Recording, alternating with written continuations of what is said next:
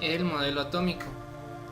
A continuación se presentará un pequeño resumen desde sus inicios en la antigüedad hasta donde lo conocemos hoy en día. Pero primeramente, ¿qué es el modelo atómico? El modelo atómico es la representación estructural del átomo, o sea, la unidad más pequeña de la materia. La mayoría de filósofos en la antigüedad, incluso Aristóteles, creían que la materia era continua y podía dividirse indefinidamente. Pensaban que las gotas del agua podían dividirse indefinidamente en gotas mucho más pequeñas, y así hasta el infinito. Poco tiempo después, Lepucio, con base a solamente su intención, concluyó que tendrían que haber unas partículas últimas que ya no pudiesen subdividirse más. Su discípulo Demócrito dio nombre a estas partículas, las llamó átomos. Esto ocurrió alrededor de 470 y 380 a.C. La llamó átomos, que es en griego no, del griego tomos, de cortar, o sea, indivisible. Poco tiempo después fue este nombre llamado átomo. Este concepto prevaleció durante 200 y 300 años aproximadamente, a pesar de que no se tenía una base científica o sólida que refutara esto. Varios siglos después, Dalton rescata esa idea en 1807, exponiendo que los elementos están formados por partículas discretas, diminutas e indivisibles, llamadas átomos, que no se alteran en los cambios químicos. Los átomos de un mismo elemento son todos iguales entre sí en masa, tamaño y en el resto de propiedades físicas o químicas. Por el contrario, los átomos de elementos diferentes tienen distinta masa y propiedades. Los compuestos se forman por la unión de átomos de los correspondientes elementos.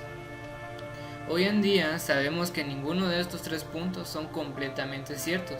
Sin embargo, Dalton contribuyó enormemente a entender cómo estaba formada la materia.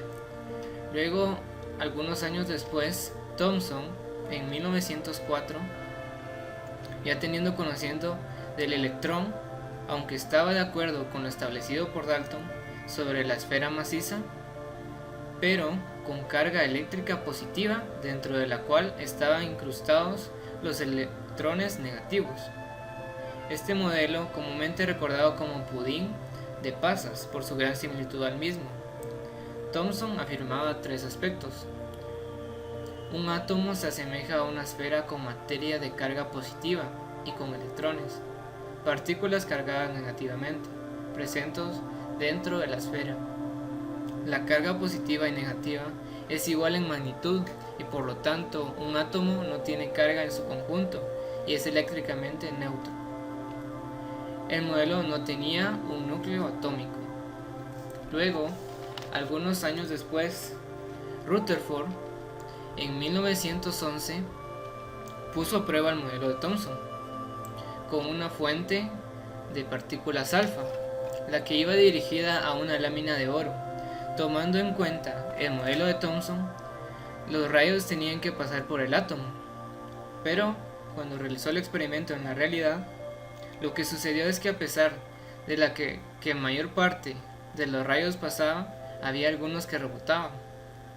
Con esto concluyó, gran parte del átomo está vacío, pero también hay una zona densa que es positiva y una nube de electrones, pero difusa.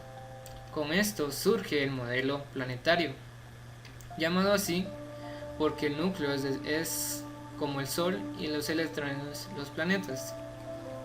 Luego nos acercamos al modelo atómico actual, desarrollado por Schrödinger y Heisenberg en 1920.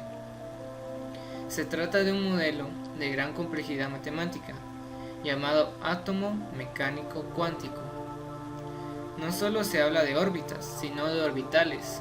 Una órbita es una región del espacio en la que probabilidad de encontrar un electrón es máxima Los principios básicos del modelo actual son la presencia de un núcleo atómico con partículas conocidas, toda la masa atómica en un volumen muy pequeño.